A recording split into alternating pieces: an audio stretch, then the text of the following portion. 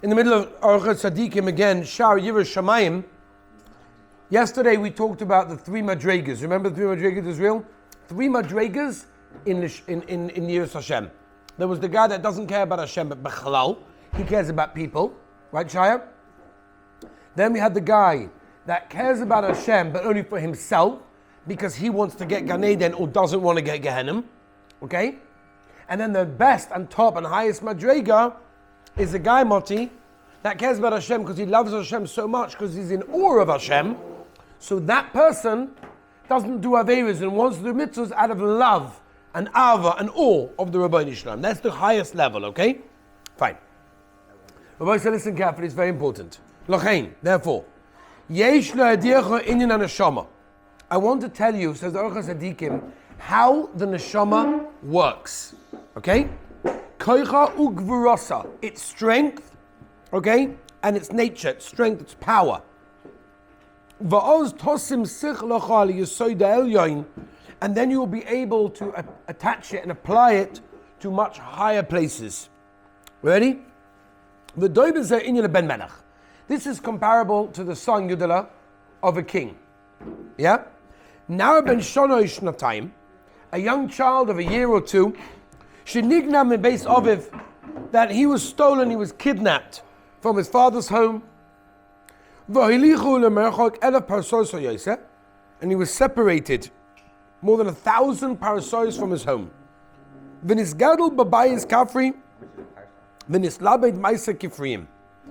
he grew up in a place where there were people who are, peasants, farmers, whatever it may be. Couldn't you imagine? He's too young to remember that he was the Ben of the Melech, the son of the king. He doesn't remember that. No one ever told him that. He just knows that he was born, as far as he knows, and brought up in the villager in a peasant's home. He doesn't recognize, he doesn't even know.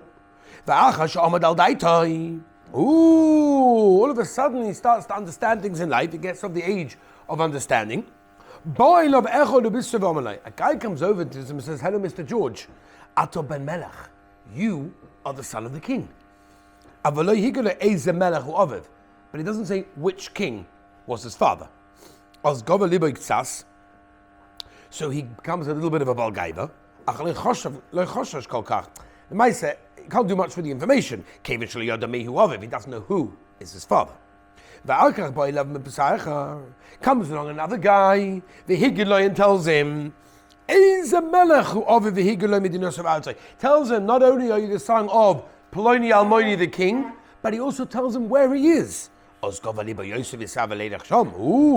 sudden becomes a balgaiva. Me, I'm the son of a king, and I want to go now to the king. I want to go to the palace.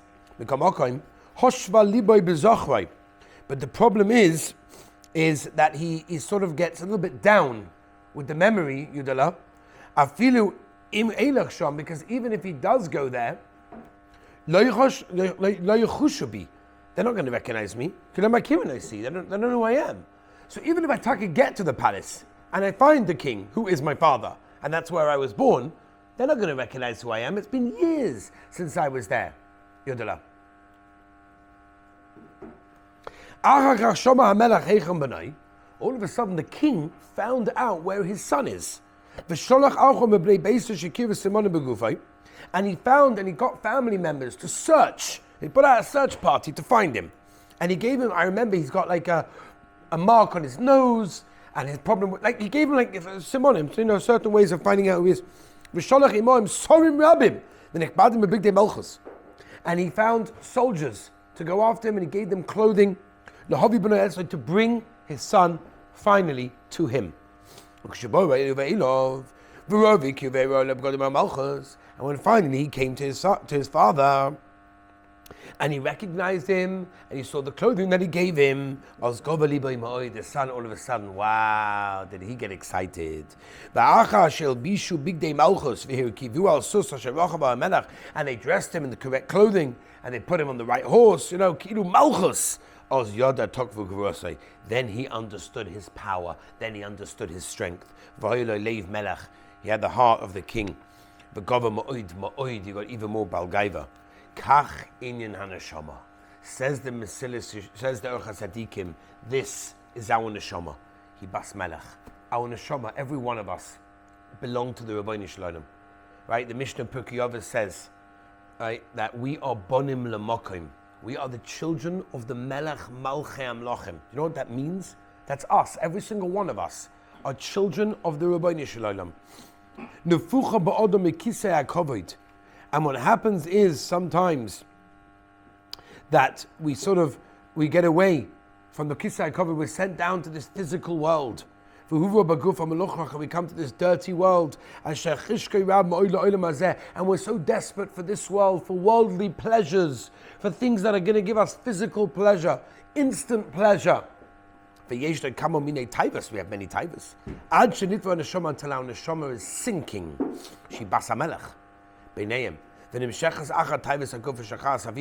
And we get so involved in our taivas, in this world, in this pleasure, in this physicality, that we even forget about the king. And that's obviously referring to the Rabbeinu Shalom.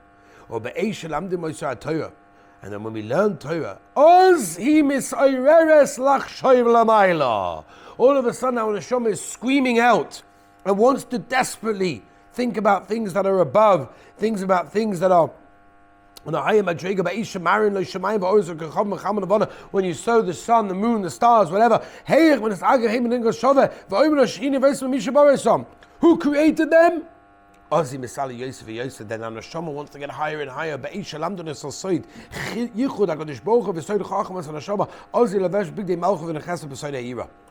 So what we're saying is, every single one of us came down to this world as a beautiful, pure and great neshama. The problem is we got brainwashed. We got brainwashed by Coca-Cola. We got brainwashed by advertising. We got brainwashed by the world around us that is so busy with everything they're trying to get us to do. Our neshama has sunk inside so deep. And the moment we learn Torah, that neshama starts to get peeled away, layer after layer. So it starts to feel a little bit of kedusha. You find this with boys. They come to yeshiva after years of doing who knows what. And then all of a sudden they start to feel a bit of Yiddishkeit, a bit of geschmack, a bit of good davening, emunah in Hashem, Shabbos Kodesh. Everything starts. It's a journey, right? Boy says something like, when am I going to get that? No, it's not about getting there. You're on the journey. You've got to be on the right train, the right direction. As long as you're on the journey in the right way, that's kavaldik. Yes, it may take a lifetime to get there, but as long as you're trying, that's beautiful. Every one of us, we know, and that's what we're all here for, is to work on our Yiras Shamayim, our Yiddishkeit, our connection with Hashem, through Shabbos, through Emunah, through davening, through everything that we have. Halacha, that's what it is. When a person keeps halacha, by the way, what is he showing? He's a dedicated Eved Hashem. He's doing the Ratzon Hashem. He's a servant of the Rabbeinu Shalom. The Gam, we'll continue one last paragraph. Let's say God doesn't even know this. Right? But he thinks about high things from the depths of his heart. He thinks about the strength of the Melech Malchei Amlochim, which is so easy to do, by the way. If you ever went to a place where there's a huge ocean, or mountains, or whatever it may be, you see the Gevuras Hashem. How can you not? How can you not? And I'm sure everyone over here has traveled to various places around the world, or even in America, whatever it may be. And you've seen the most gorgeous mountains, or waterfalls, or you've seen the most amazing huge oceans. And you think to yourself, wow, these things are massive, they're huge, they're incredible. Who created them? How'd they get here? By the Melech Malchei Amlochim. That Melech Malchei Amlochim loves you and created you and wants to hear from you and wants a connection with you. You've got to think about these things. Oz, Yilbash Meirah Baliba Diksiv Su Mori Menechem Uumi Bara Eile Umoitzi B'Mismat Tzevarim L'Kunim B'Shem Yikor Mereiv Oini V'Ametz Koyach Ish L'Neda. In other words, a person has to realize who created these things. We have to think about these things. We have to open up our eyes, see the world, see what the Rabbeinu Shalom created, realize that the Melech Malchei Amlochim is the Melech. And he sent us down to this world for a limited amount of time. What are we going to do with it? That's our job. And that brings Yiras Shamayim. That brings awe of heaven. When you start to think of what the Rabbeinu Shalom created, it changes your perspective of the Melech Malchei Amlochim, how great, how incredible, how exalted, how kadosh, how holy he is. And then you can translate it and say, when you're about in a few minutes to daven Shemona Esrei, that that Melech Malchem Lochem, who created the whole world, wants to hear your Atochinin Odom Das, Salach Lanu Avinu Kichotonu. He wants to hear Moedem Anachnu Loch, Sim Shalom. He wants to hear it from you. He's listening, he's waiting. That puts Yireh Shamayim, awe of heaven. That's what it does.